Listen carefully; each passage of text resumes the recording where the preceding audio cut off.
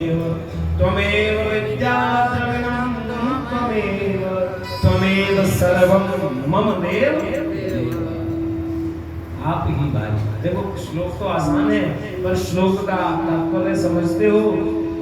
जो जो हम कह रहे हैं उसको इसलिए कहते हैं पहले तोलो फिर बोलो।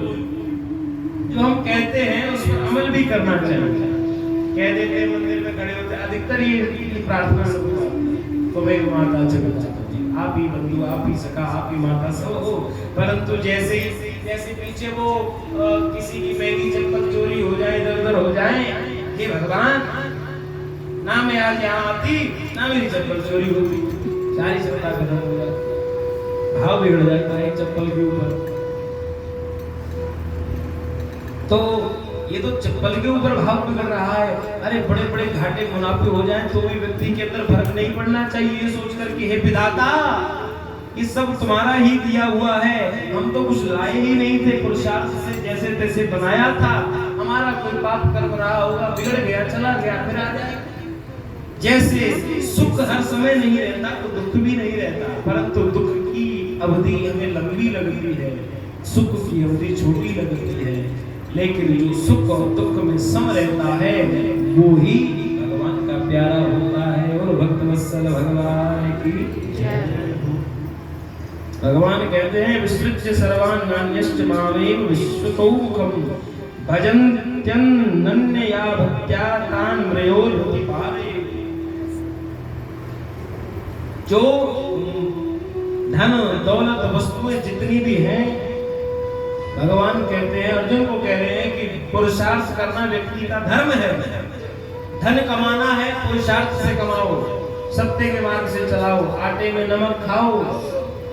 अब मान लो 10 रुपए की चीज आपने गोदाम से खरीदी, उसको आप 10 की बेचोगे तो आपको क्या बचेगा? अपना मार्जिन रखो, लेकिन उतना रखो जितना जायज है। हम तो ब्राह्मणों को भी कहते हैं और हम अपने घर में भी कहते हैं कि हमें कई कथाओं में कई बार बड़ी महंगी महंगी वस्तुएं मिल जाती है, लोग स्वर्ण दान भी कर देते हैं। बड़ी महंगी महंगी वस्तुएं दान हुई, कई बार कम भी जिसकी जैसी सामर्थ्य है 1000 भी मिल जाते हैं, लाखों भी मिल जाते हैं। पर आया हुआ पैसा सबको अच्छा लगता है। पर वृंदावन में रहकर हमें ये बात तो पता चल गई कि धन लेना आसान है, दान के धन को बचाना बड़ा मुश्किल है। प्रेम से बोला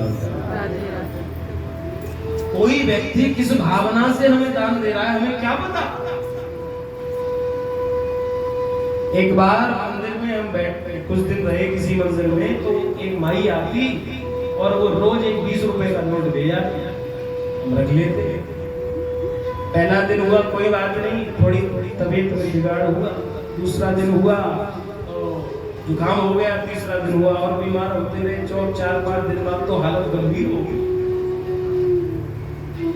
फिर पता चला, थोड़ा नोटिस किया कि कोई माता आती है, वही पुराने वाला जो पहले लाल 20 का नोट चलता था वही देकर जाती है।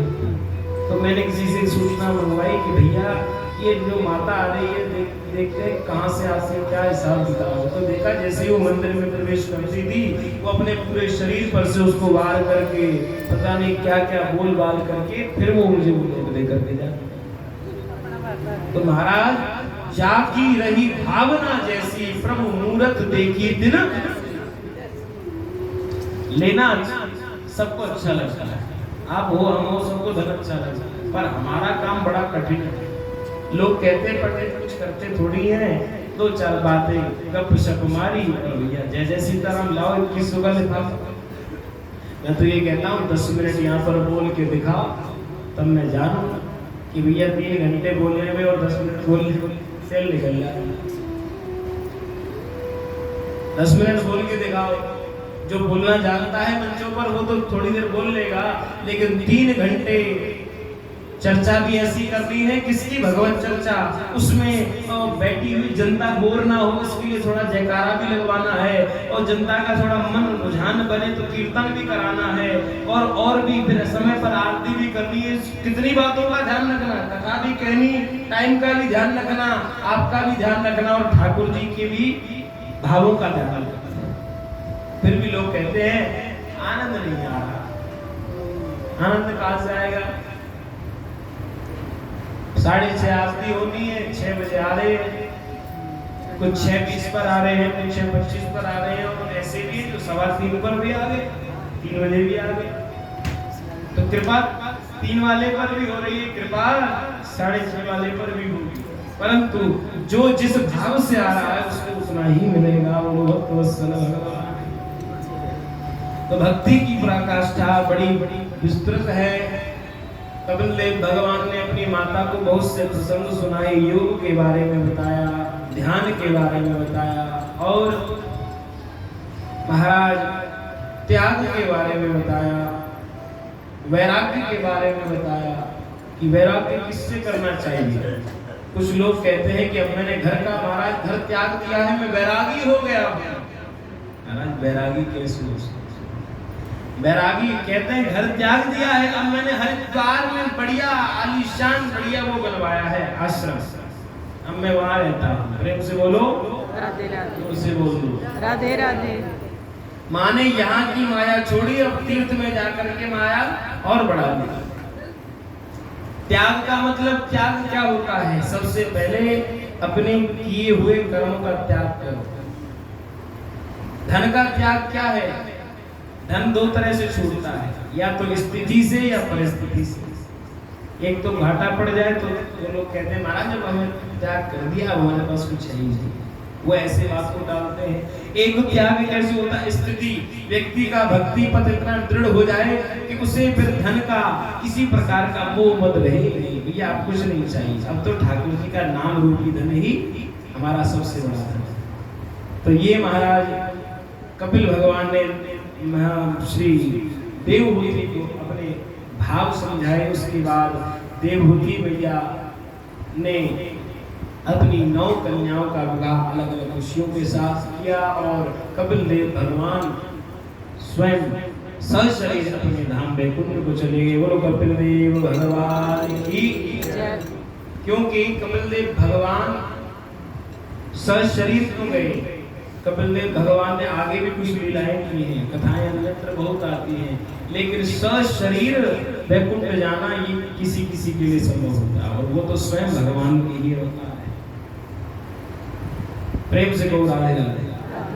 इसके बाद जीव के गर्भवास के बारे में वर्णन आता है कि जीव का जन्म कैसे होता है। जब पुरुष और स्त्री का समागम होता है तब पुरुष के वीर्य और उसका जब गर्भाधान किया जाता है तब उसकी स्थिति कैसी होती है। धीरे धीरे वो एक अंडाकार में आता है, अंडे से एक बड़े पिंड बनता है, पिंड से जैसे हार्ट जैसे मांस का लोथड़ा होता है ऐसा बनता है। फिर तीसरे महीने में उसके अंग निकलने शुरू होते हैं, चौथे महीने में हाथ और पांव बाहर आते हैं, 5वें महीने में मुख की आकृति बन जाती है, 6ठे महीने 5 और 6 महीने के बीच में शरीर पूरी तरह से बनकर तैयार हो जाता है, 7वें महीने में उसमें इतना विवेक हो जाता है कि भूख और प्यास क्या होती है, 8वें महीने में उसे ये पता चल जाता है कि सुख और दुख क्या है, 9वें महीने में उसे ये पता चल जाता है कि ये जो जिस नरक में जिस कुंभी रूपी नरक में पड़ा हूँ मैं, ये बुरा नरक है, इस नरक से मुझे बाहर जाना है, इस नरक में रह करके मेरा उद्धार नहीं होगा, मुझे संसार में रहकर भजन करना है। 9वें महीने में जाग आकर के उस बालक को पता चलता है कि जीव क्या है और परमात्मा क्या है। ये व्यक्ति की यात्रा होती है।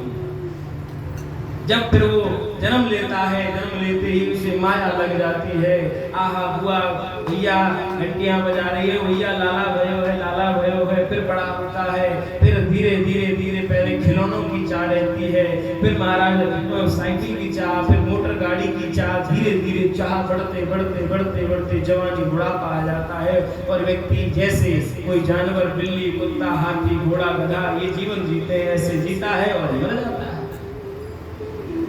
परंतु वासांसि जीर्णानि यथा विहाय नवानि गृह्णाति नरोपराणि तथा शरीराणि विहाय जीर्णान्यन्यानि संयाति नवानि देहि। अतः हे माता, शरीर तो चला जाता है परंतु ये आत्मा बड़ी पवित्र है, न ये जलती है, न गलती है, न सूखती है, न ये तपती है, न इसे भूख लगती है, ये मस्त रहती है। जब इसको लगता है कि अब मुझे शरीर का त्याग करना है ना, तो वो त्याग कर देती है। जैसे हम रोज कपड़ा बदलते हैं ऐसे वो शरीर बदल लेती है। परंतु सोचने की बात यह है बुजुर्गों, माताओं, भाई बहनों, कि क्या ये जीवन इसी के लिए मिला है कि सुबह नाश्ते में दही पराठा खाना है, दोपहर को 12 बजे लंच करना है, शाम को चाय पीनी है, रात को डिनर करना है और फिर मुर्दों की तरह सो जाना है? नहीं नहीं।